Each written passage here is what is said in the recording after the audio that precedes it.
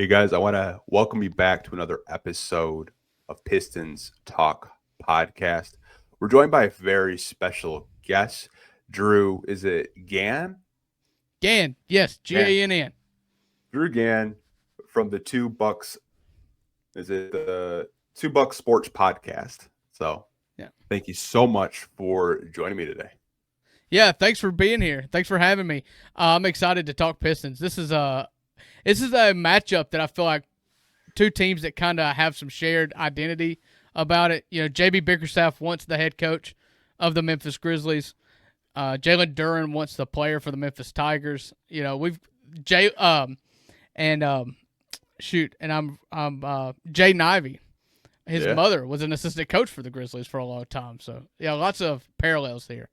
Yeah, I mean, you guys have Jaren Jackson Jr. played his college ball up here at Michigan State, so a lot of Pistons fans actually had their eye on Triple J before he did get that extension, which is kind of we could probably talk about that a little bit later. But with these pregame podcasts, what we like to do is kind of recap your offseason. Let's start with the draft. So you trade up with the Blazers, and you get a player that I'm very intrigued with. Cedric Coward, like, what have you liked about him so far with the Grizzlies? Yeah, that was a pretty big trade. You know, for Grizzlies fans, we didn't have a pick. The pick went out the door when you attached it to the Marcus Smart trade to get off of Marcus Smart at the deadline, and that just left a sour taste in everybody's mouth. The Marcus Smart experience was just suboptimal, to put it nicely. In fact, he came back and played Halloween night against the Grizzlies for the Lakers, and it was not a well-received welcome home. They did not roll out the red carpet for Marcus Smart.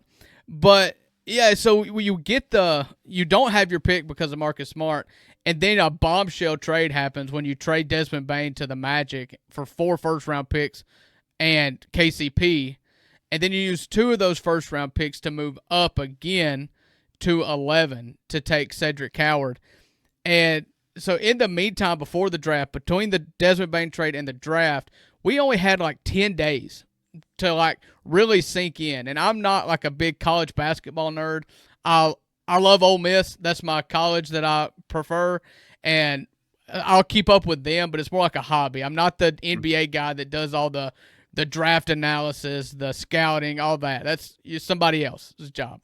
And so it was just like, forget it. We don't have a first-round pick. I'll watch it as a fan of the NBA. I'm not diving in. And then we have a first-round pick that I think was like 17, I think is where the first-round pick was. And then immediately I was like, okay, now I have to find a favorite person. I've got to plant my flag for somebody. Yeah. And the previous year, I was really high. We had the 10th pick, in which we ended up taking Zach Edey. I was really high on Ron Holland. And the reason why is because this is a wing-dominated league. You need athleticism. You need wings. He's raw, whatever. I believe Ja Morant raises the floor of everybody when he's on the floor.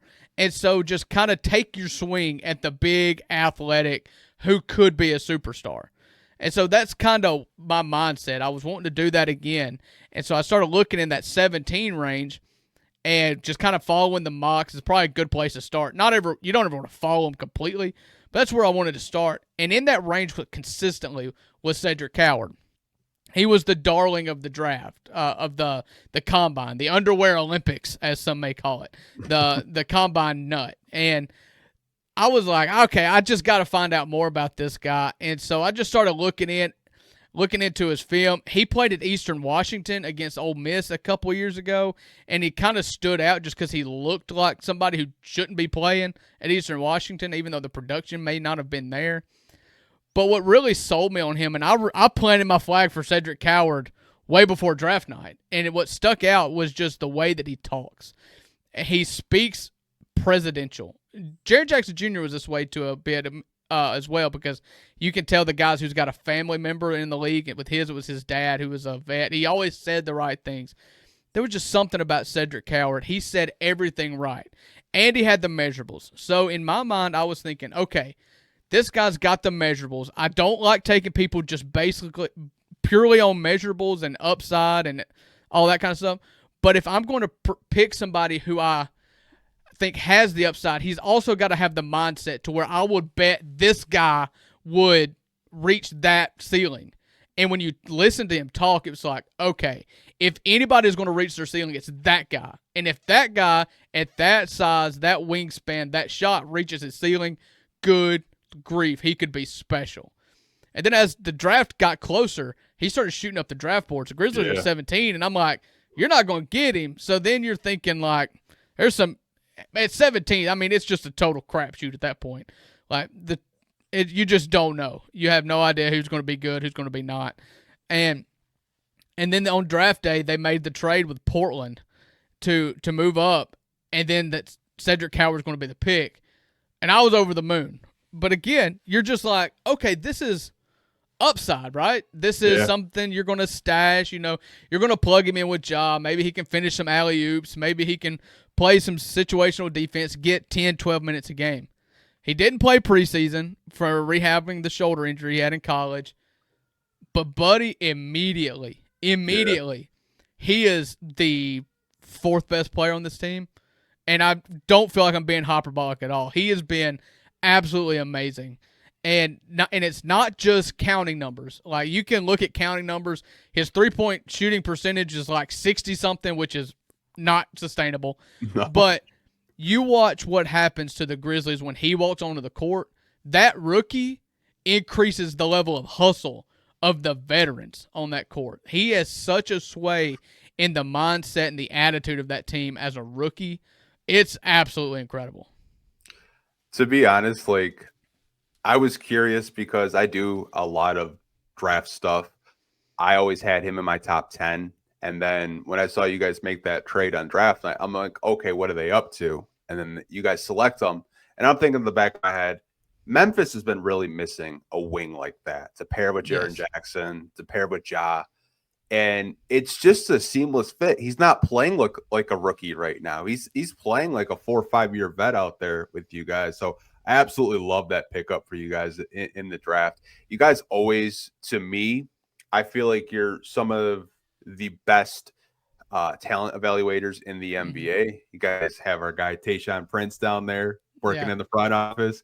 So he'll be a GM one day for sure.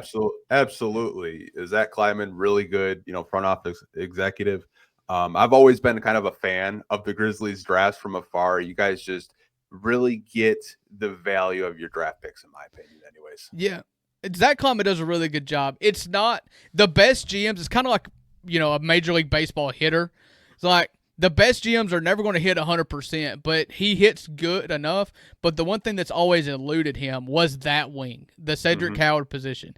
He kind of he kind of raged. I guess that was 3 or 4 years ago. They really wanted either Zach Giddey or Franz Wagner at number. I think that was the 8th or 9th or 10th pick, whatever, 3 or 4 years ago. And they both went right in front of the Grizzlies, and they just kind of raged out and took Zaire Williams. Again, just trying to fit that. And then they took David Roddy in the second half of the first round. They took Jake LaRavia in the back half of the first round. Just kept on trying to fill that position through the draft. And that was the only position that he just kind of whiffed on. Cedric Howard seems to be the answer, though. He is absolutely incredible. I hope he is. I mean, I've always kind of, even though I am a Piston fan, this is a Pistons podcast, I always like to, keep an eye on these draft picks. And I think Cedric is going to be a really good player. You mentioned Ron Holland. Like, Ron Holland, to me, with Memphis, you guys would love him. He's just a glue guy. He's an energy guy, talks a lot of shit, and he's not afraid to just square up. Like, he hasn't done it too much this year, but last year he was trying to fight with everyone last year. It's kind of funny to watch.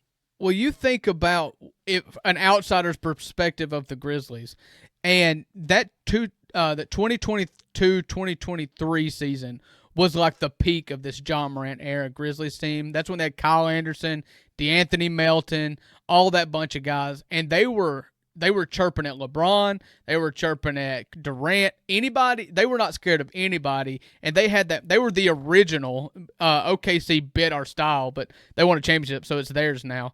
But the post game, like the walk-off interview mobbing and all that, the swag, the just vibes through the roof. That was them. Nobody could hold them down.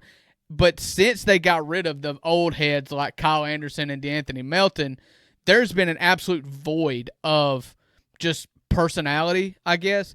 And it's been my biggest beef with the Grizzlies. I said this a lot last year. It's like this team solely runs on vibes, and when the vibe gets turned, they can't turn it back on. And so it just calls for a lot of, like, you couldn't hold a lead, you couldn't beat good teams. It was just once the thing started going downhill, you could not course correct. And so I'm hoping that this injection of a little bit of youth from a guy that is he is a rookie, but he turns up the knob every time he comes in, that it does result in some more vibe change, some more grown-ups in the room being able to keep the energy up here the whole time. Yeah, I mean, I feel like you need those energy guys. You need those glue guys. It's a long NBA season. Different guys are going to step up. But if you have a constant guy that sparks the bench and the starters start seeing you play hard, then it's kind of the energy is infectious. And I think you need that to be a good NBA team. And I've been really impressed with like what I've seen out of Cedric so far. Now, your free agency, you signed Ty Jerome. Obviously, it sucks. I was really disappointed to see that he did get hurt. I thought you were being sarcastic. You were going to say it sucked to see him leave the Eastern Conference, but well, that too. I mean, he was a killer, man. I swear, he's just so dynamic anytime he gets into the paint. But I mean, from your perspective, what are you, I guess, excited to see when he does come back from injury? Listen, this Grizzlies team, another role that's never been, if there was two things that had to be addressed, it's been like multi-season long droughts. You have not had that starting caliber wing, a really, really good wing to put in the starting lineup, and you've had nothing off the bench. The whole Grizzlies thing lately has been like everybody kind of is good, nobody's great, and you just can't rely on strength in numbers, I guess, to take that from the Golden State Warriors. You can't really rely on strength in numbers when it gets into a playoff series or anything like that. And you had to have somebody on a bench that could lead a unit and be an absolute bucket. And I think that's what Ty Jerome is in spades. Just a guy that can go out there, trust him as soon as Ja Morant goes out of the game, or even with Ja, but that second unit to just be a go-to guy. And, yeah, it sucks he got hurt. Listen, I feel like Memphis brings out the best in injury fate, or the worst in injury fate, when you just show up and you get hurt. It's wild. But I hope this isn't a long-term injury and that he can come in and just be a bolt of lightning off the bench scoring the basketball. Yeah, I mean, just scoring to me in the half court is a strength. I think off the bench for you guys, he'll just be a killer for second units.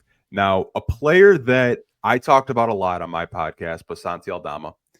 He was linked to the Pistons all summer. You guys re-signed him. What do you like about Santi Aldama, bringing him back? And do you think, if he did leave, would he been a good fit in Detroit? Listen, Santi is one of those guys that I feel like just fits anywhere.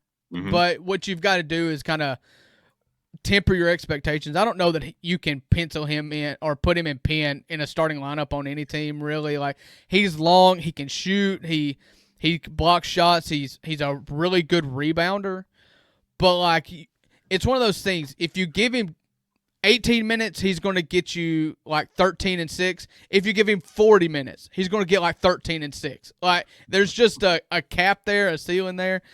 Grizzlies fans, one of my best friends, and he's a frequent guest on our show. He's from Australia, but he is the biggest Santi hater because he hates the inconsistency. Because one of the craziest things is like one day, he'll hit everything, and the next day he'll hit nothing, and he'll let a dude blow by him, and it seems like in the worst situations ever, he tries like this weird either behind the back pass or behind the head pass, like he's freaking white chocolate out there. I was like, dude, just chest pass, it's fine. Chest passing's fine. But he just kind of gets himself in these pickles. But overall, if you look at him in like an 82 game season, he's a really good, bench rotation guy on this team. The measurables make general managers kind of salivate a little bit. He's He's got to be 7 foot at this point. Can shoot really good, handles pretty good, rebounds pretty good. His biggest detriment is just like on ball defense. Like he doesn't need to be guarding wings or anybody that can dribble really.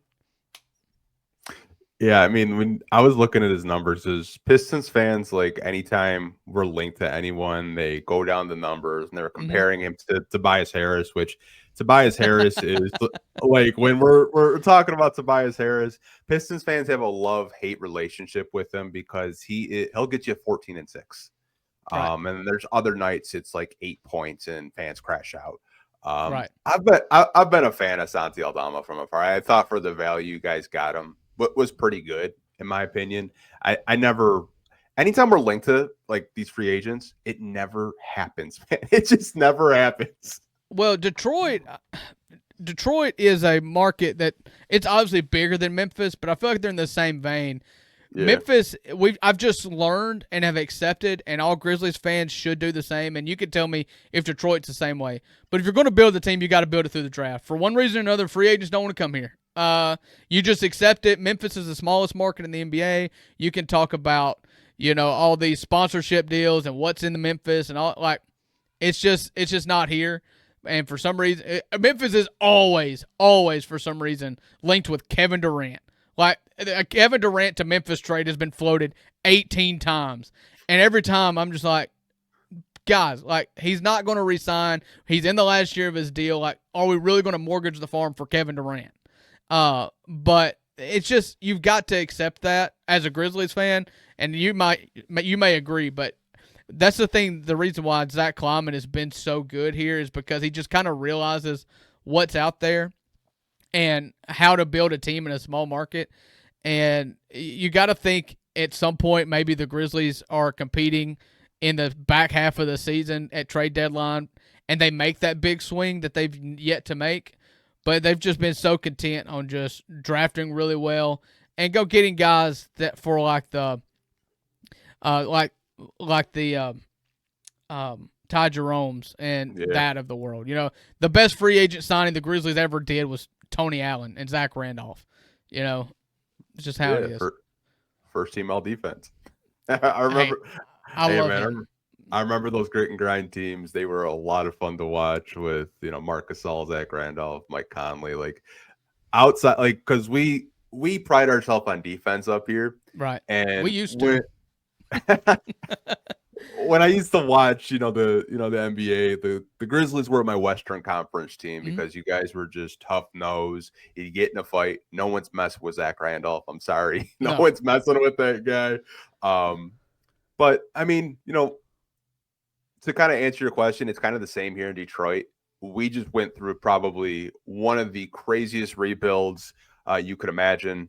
Coming off 28 straight losses.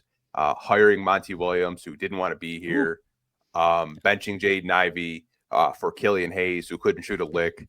The rebuild's been bad, man. I mean, our general manager would just take former lottery picks and just try to throw them all together with no spacing, and it was terrible. But to sign free agents, it's been like really bad. I mean, like probably our best free agent signing over like the last 20 years was like Chauncey Billups. And at that point, it was just, you can't say that name. I know.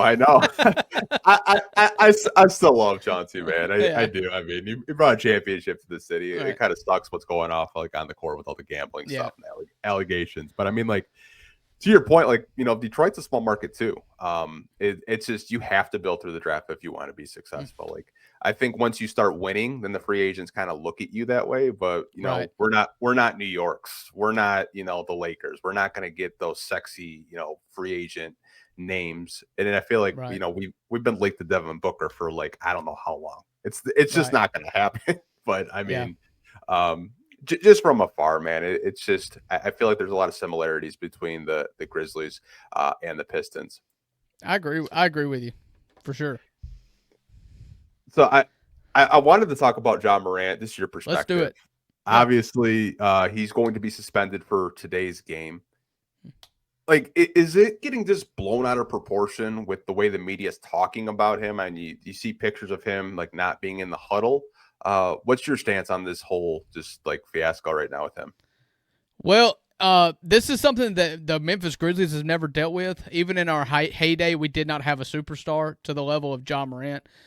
Ja Morant, in my opinion, is the most viral superstar the NBA has right now when it just comes to what he can do on a basketball court. Lends itself greatly to the ability to go viral on social media. He's one of the most the NBA Twitter account posts about him more than most other players. Like, there's just a flair to his game that allows him to be talked about by masses. And we've always craved that. We never felt like we got the respect during the grit and grind era. Like, nobody, even in our peak coming off Western Conference, they still didn't want to put us on TV, and so we got that now. And the problem is it's not overblown.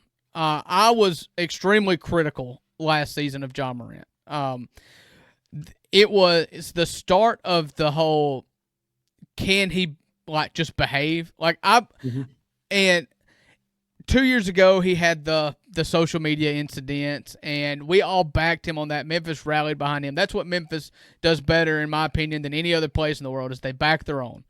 And they backed their own with Ja. And this time, last year, he obviously got sideways with Taylor Jenkins. I don't ever think you should side with a coach over a player. Obviously, if one of them gets fired, it's got to be the coach over Ja Morant getting traded. You don't do that. But just the message that sends in it was year 5 last year, where he just basically pouted the whole season. He didn't rush back from any injuries. He had a few, but then when he was on the court, he was obviously perturbed with the role they had in this new European style, everybody share the ball, no pick and roll offense that Taylor Jenkins installed with Noah LaRoche. And if you want to watch what Miami's doing right now, that's the same thing. That's Noah LaRoche. He got fired from Memphis. He went to Miami. They're scoring 150 points a game. Okay.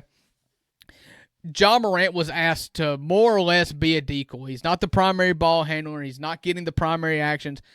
And instead of getting in where he fit in and being a good teammate, or just saying, dang it, I'm taking the ball now, I'm the superstar, he just stood in the corner and whined and complained, and it was bad. He went viral for putting his hand over the camera, and just really, really pouty. You could tell he did not want to be here, and it didn't sit well with me because 90% of the Grizzlies fans thought Taylor Jenkins had just forgotten how to coach. It was terrible. And I was just over here like, listen, if Ja Morant plays basketball, we're going to be good. He's not. I don't get it. Yeah. And so Taylor Jenkins gets fired, rightfully so. I don't think they should have kept him. You always side with your superstar. But then he kind of gave the thumbs up to vote to give Tomas Isolo the reins. He approved it. And then now we're 6 games into the season. He doesn't like his role. And what did he do? The second half of that Lakers game on Halloween, he checks out. Just completely, totally, mentally checks out. He stands there. He doesn't cut. He doesn't try to play defense. I mean, he does nothing. And that's a game that we could win. We could have won. It's a cup game.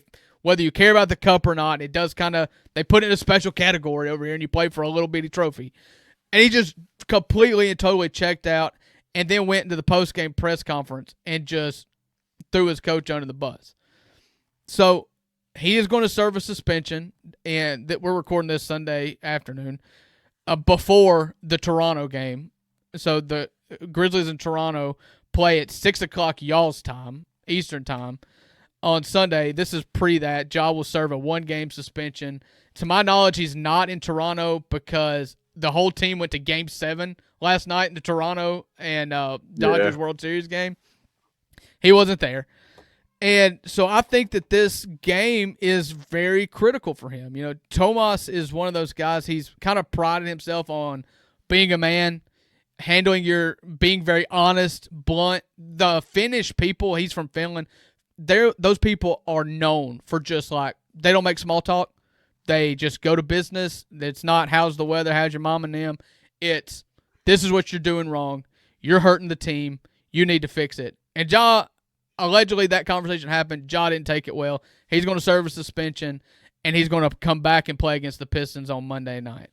And this is going to be a turning point on this season, either one way or the other. How Ja Morant responds. He's going to play. He's going to start, and we're going to see how bought in he is and how hard he plays. But I know for Grizzlies fans, we are extremely frustrated. You know, to take it outside of basketball, just the superstardom. Not a single kid in Memphis doesn't have at least 3 pairs of Jaws.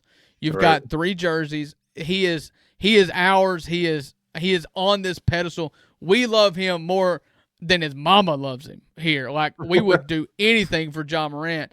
And it doesn't sit well with me personally that you don't respect the home fans on a primetime tip on Halloween night. You're just lighting their money on fire by not giving a dang. You know? It doesn't sit well with me. I do think this is a turning point. I think that Ja Morant figures it out. He's probably Taylor Jenkins never talked to him that way. Taylor Jenkins was buddy. He was like the assistant teacher, and this guy's trying to be his parent, and there's going to be some butting of heads. It was probably inevitable, and it happened on Game 6. I hope cooler heads prevail. Adults, children entered into that room, adults come out of the room kind of thing. Yeah. But it is you're going to see a lot in this Pistons game. I think it's better to get it out on Game 6 than Game 74. Agree. Just from my vantage point, being an outsider, I've always felt like he hasn't had a coach to hold him accountable. And that was a coach holding him accountable, because we all know undeniably he's one of the most electric players.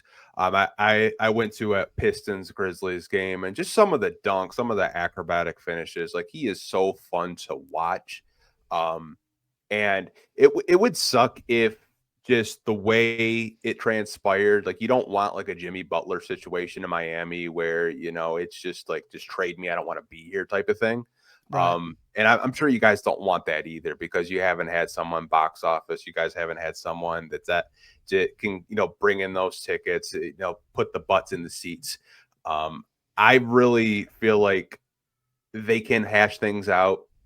He can try to learn this brand new system in Memphis, and you guys have a really good team in my personal opinion. I've always been a really big fan of Jaren Jackson Jr. from afar. I like Cedric Cowherd, your draft pick. Santi Aldama, we just talked about a little bit, but hopefully, they hash things out. Things are good, and I'm nervous for Monday. I'm just saying that. Yeah. I could see Ja coming out really aggressive, trying to prove a point against the Pistons in Memphis. Yeah, I can absolutely see that. I honestly think that you're going to get the best out of Ja Morant from this. He's still got a lot of pride. He's got this thing to where he feels like everybody's against him. I don't know if this is like a millennial thing or a big on social media thing. Like, I've been a big advocate of him just putting his phone down. Like, who cares what they think? Get people around you that tell you the truth instead of people that are just kind of riding the coattails of the superstar paycheck of Ja Morant. Like, he's got to get better folks around him, and I 100% agree with you. I think your outsider's opinion is spot on. Taylor Jenkins was a player's coach, and that has its pros and cons, but just like Steve Kerr's never been able to get Draymond Green to act like a law-abiding citizen, Taylor Jenkins was never able to sit Ja Morant down and be like, buddy, what you're doing is destructive. You have got to chill out. You're our superstar. Literally, and I'm not metaphorically, I want to be clear, literally the entire franchise is on the shoulders of Ja Morant. We will be as good as Ja Morant allows us to be. Jaren Jackson Jr. is good. I like Jaren Jackson Jr. I think he is top 12, 15 big in this league. This team is not good if Ja Morant's if Jaren Jackson Jr. is a superstar. He can't be. Ja is that guy, and we will go as far as Ja Morant takes us. Yeah, it's kind of similar to the Pistons and Cade. Like, we go as far as Cade Cunningham can take us. Like, if he gets injured, our season's over. Like, personally, if Cade's not out there, our season's 100% over. Well, luckily, Cade Cunningham can drop 18 assists in a game. I think, to speak on your Pistons for a second, give me a ticket on a Cade Cunningham MVP. I think he is absolutely incredible. JB Biggerstaff, he has Memphis ties, coached in Memphis. He was on a show at Summer League, a local show outside of our network, and he kind of opined about Cade Cunningham, and he said his best trait is that JB does not have to be the bad guy. Cade will be the bad guy for JB. If JB says, I don't think I'm getting the most out of that guy. Then Cade is the leader on that team, and we'll go dog that dude out and get the best out of him. And coming from a guy who my superstar is, manic, I appreciate that more than anything. Yeah, I mean, I've been at games where whether it's Cade, whether it's Tobias Harris, like JB could just take a timeout and you hear Tobias Harris just yell at the guys. You hear Cade Cunningham like, hey, like we're not bringing energy. We're not bringing effort. We're playing soft right now. So it's good to have a superstar that's that young, that mature, and just can kind of, carry the franchise on his shoulders. I want to ask you one more question before we wrap this podcast up. So sure. What are the expectations with the Memphis Grizzlies this year from your perspective? Listen, that would have been a much easier thing to answer definitively in previous years. This was wide open. I thought that the move to get off of Desmond Bane and bringing in KCP could go one of two ways, and Ty Jerome for that matter. I thought the floor could be elevated, but I did not know what the ceiling was. I thought the floor was playing-ish. Obviously, if Ja Morant doesn't play, we're assuming Ja Morant, mentally and physically healthy here. I think the floor is, in the top half of the play-in, somewhere in there, maybe even going up higher. Grizzlies have been pretty good in regular seasons. You've raised your floor, I believe, by adding. You talked about Harris and Cade being vets and dogging people out. That's what we hope KCP is, and he has been that so far, an adult in the room, a bulldog.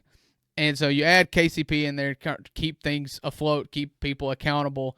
And so you thought that your ceiling could be as high as, if Ja Morant plays 75 games, I think you win 55 of them. I just think he's that good. We're due some injury luck at this point.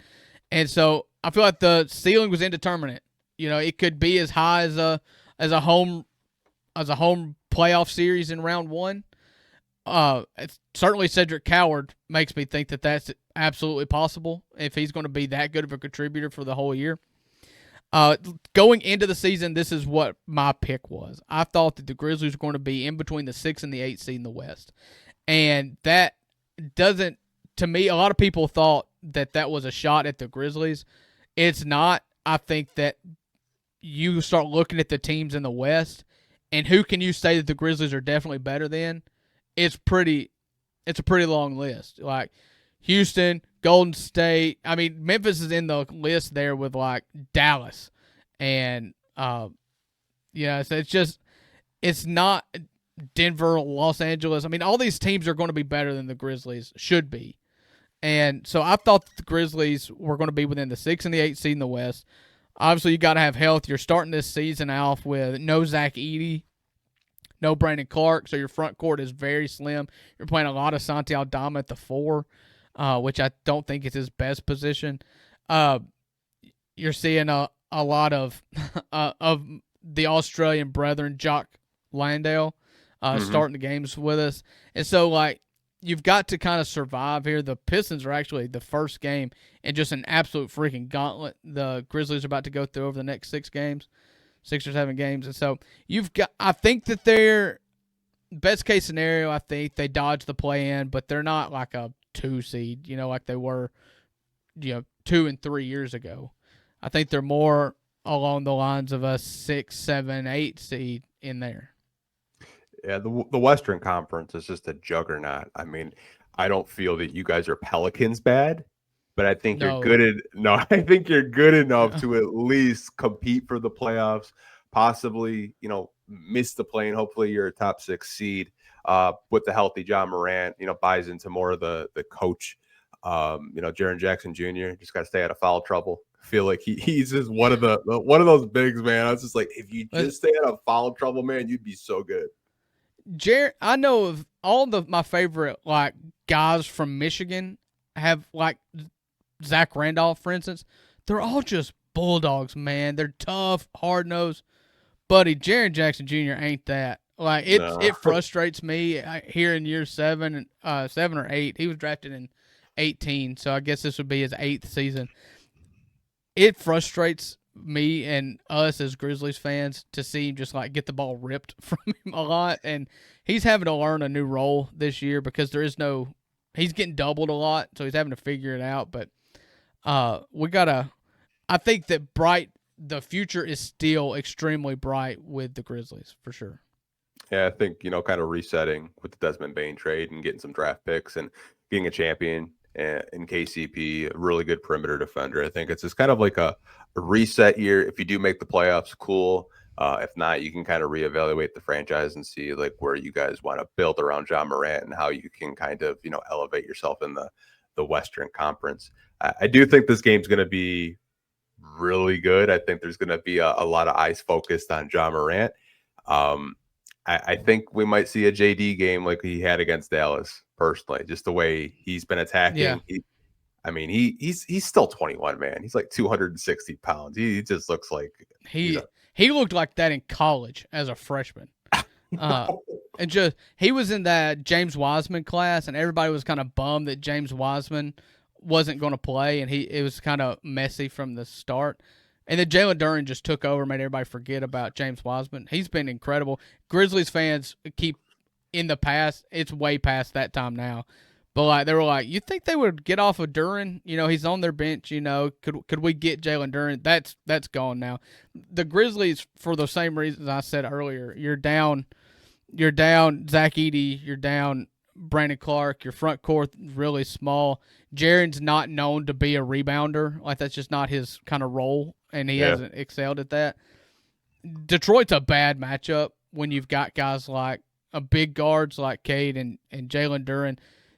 I looked at it on Basketball Reference. I think you're sixth in the NBA in total rebounds. That's not a good statistic to line up with the Grizzlies right now. But yeah, we're not hitting threes. Last night we almost scored 80 points in the paint because we're just packing the paint with Jalen Duren.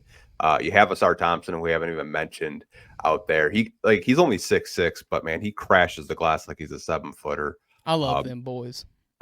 Me too. I think it's going to be a really physical game, and I can't wait for tomorrow night.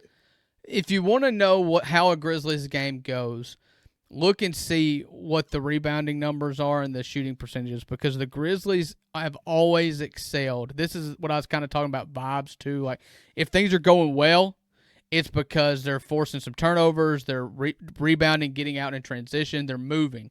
They're not a good half-court team. They have not been a good half-court team since Ja Morant's been there. You really bog down. We really struggle against, like, Golden State was just slowed the game down and just put the brakes on us, and we couldn't counter that. It's the same thing that happens anytime we play Luka. If you want to if you are able to slow the Grizzlies down, it works tremendously in your favor because there's just not much half-court game there. And so that's always the key. If the Grizzlies are running, then it's good news. And I'm glad we're not playing in Mexico City for that reason, because altitude is pretty wild out there. It's like 7,000 feet. I will say we've probably played really sloppy defense, but you look at the numbers, we're a top 10 defensive team in the net rating. Like our transition defense has been really bad. So if you guys do want to run it on the Pistons with our long rebounds, I think you would have a really good shot of making this a game. But I mean, I'm really excited to see how you guys do look this season. But I do really appreciate you taking the time for these pregame shows. It was a lot of fun kind of getting your perspective. I've actually never talked to someone that covers the Grizzlies and does a Grizzlies podcast. So this was a lot of fun, man. Hey, anytime you need anything from us, you let us know. I'd be happy to jump back on with you. I'm really excited. I'm with you. Like, I love Eastern Conference, Western Conference matchups because I'm a guy that doesn't really root for anybody. Like, even this is college football territory down here, SEC. Yeah. I'm an Ole Miss guy. I'm famously not. I hope everybody loses. I don't have any other favorite teams. I can't stand all of them. Anything that they do good keeps good things from happening to me. And so that's how I feel about the Western Conference in the NBA. Screw all of them. I really like the Pistons. I have no problem rooting for the Pistons. This will be fun. I think there's a good yin and yang with that, with your rebounding and front court play against us and our fast moving. So I think it'll be a lot of fun. I'm looking forward to it.